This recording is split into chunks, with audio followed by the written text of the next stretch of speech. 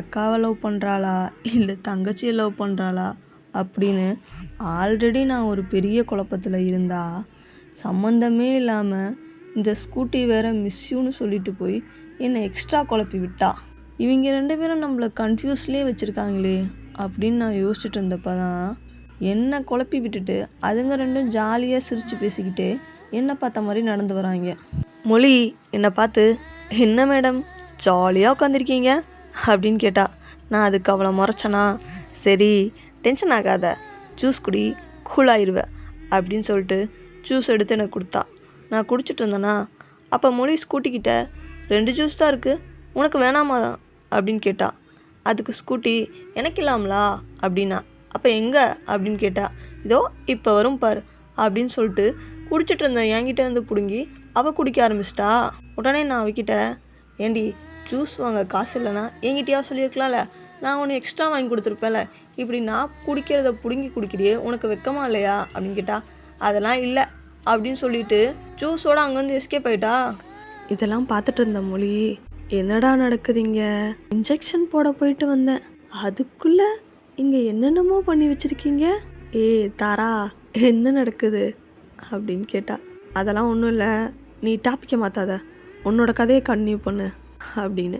சரி இப்போ என் கதையை சொல்கிறேன், அப்புறம் உன் கதையை சொல்கிறேன் அப்படின்னா சொல்லிட்டு அவள் கதையை சொல்ல ஸ்டார்ட் பண்ணான். என் மாமா பொண்ணு என் மாமா பார்த்து, பா அவங்க தான் சின்ன பசங்க தெரியாமல் பண்ணுறாங்க, நீங்கள் தான் அவங்களுக்கு எடுத்து சொல்லணும், ஆனால் நீங்களும் அவங்க கூட சேர்ந்துட்டு இப்படி பண்ணிகிட்ருக்கீங்க அப்படின்னா.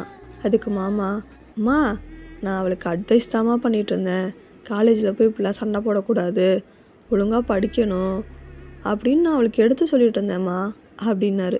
அதுக்கு உடனே நீங்கள் எடுத்து சொன்னீங்க, நான் எல்லாத்தையும் பின்னாடி நின்று கேட்டுட்டு தான் பேசுகிறேன் அப்படின்னா.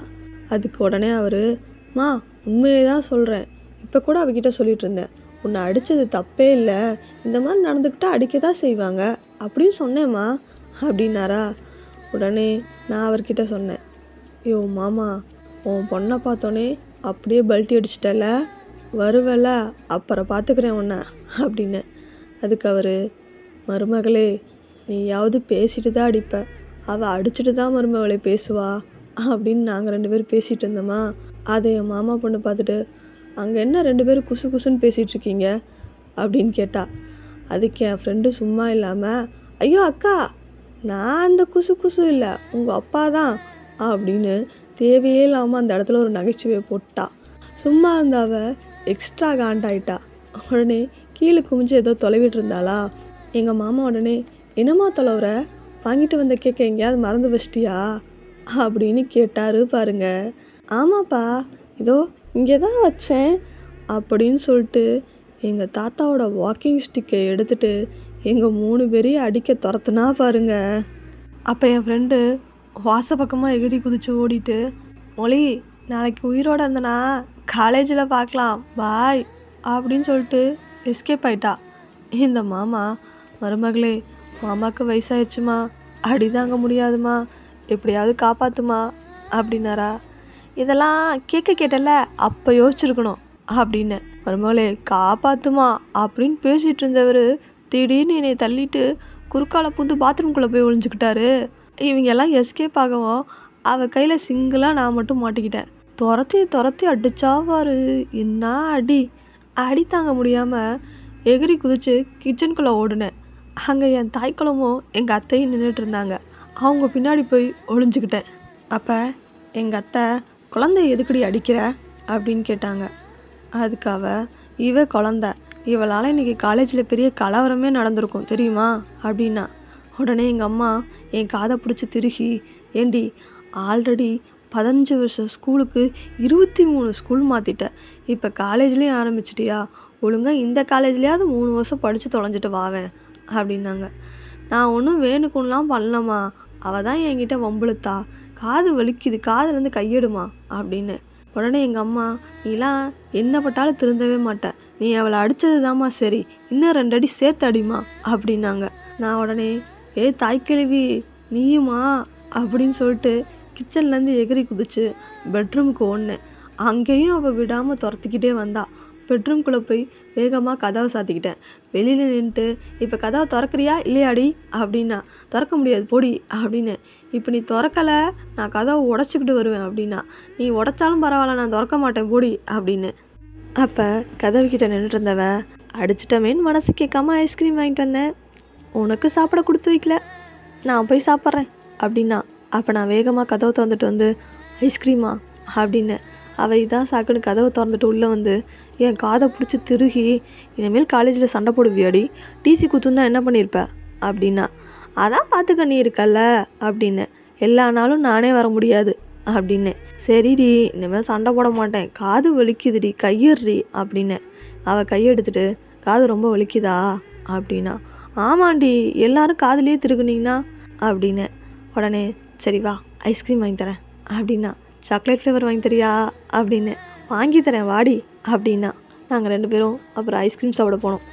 நான் முழுக்கிட்ட, நீ ஓடி பிடிச்சி விளையாண்ட கதை, ஐஸ்கிரீம் சாப்பிட்ட கதையெல்லாம் எனக்கு வேணாம். உன் கேர்ள் ஃப்ரெண்ட் யார் அதை ஃபஸ்ட்டு சொல்லு. எனக்கு தெரியாமல் மண்டையே வெடிச்சிடும் போல் இருக்குது.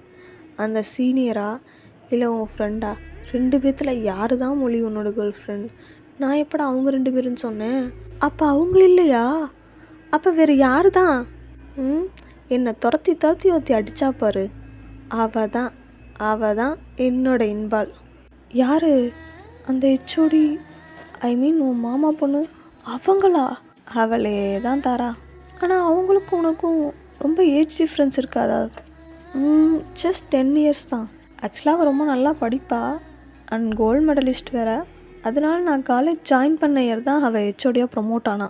ஓகே தாரா சின்ன வயசுலேருந்தே எனக்கு அவளை ரொம்ப பிடிக்கும். ரொம்ப போல்டாக இருப்பாள் அண்ட் கொஞ்சம் ஆட்டிடியூடாகவும் இருப்பாள். அவகிட்ட கைண்ட்னஸும் இருக்கும். அவளை நான் ரொம்ப அட்மையர் பண்ணி பார்ப்பேன். அவள் கண்ணில் ஒரு திமிரு தெரியும்டா. அந்த கண்ணில் தான் விழுந்துட்டேன்.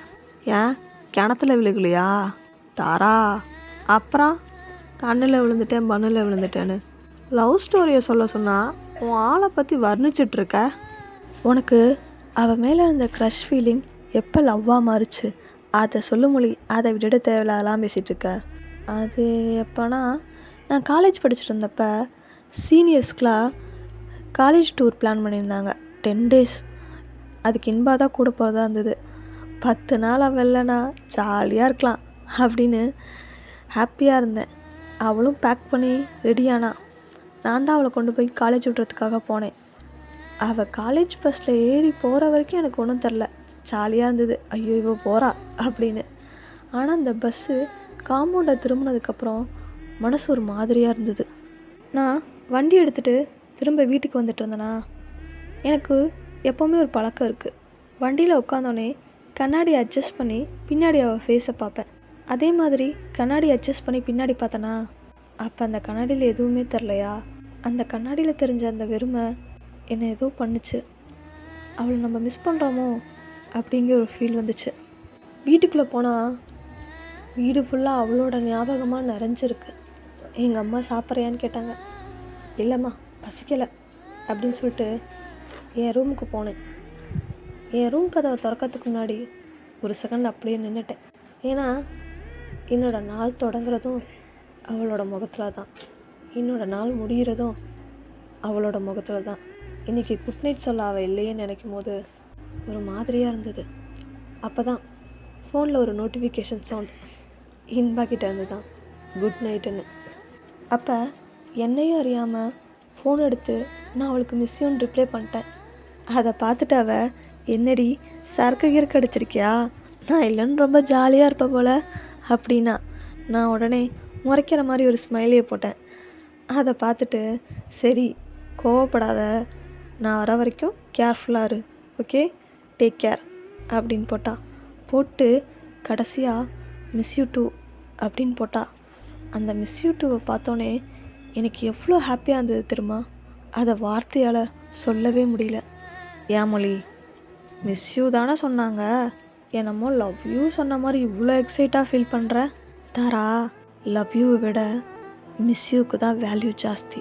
1000 ஐ லவ் யூ சொல்கிறது ஒரு மிஸ் யூ சொல்கிறதுக்கு சமம். நமக்கு எவ்வளோ தான் வேலை இருந்தாலும் அதுக்கு நடுவில் நமக்கு ஒருத்தவங்க ஞாபகம் வருவாங்க.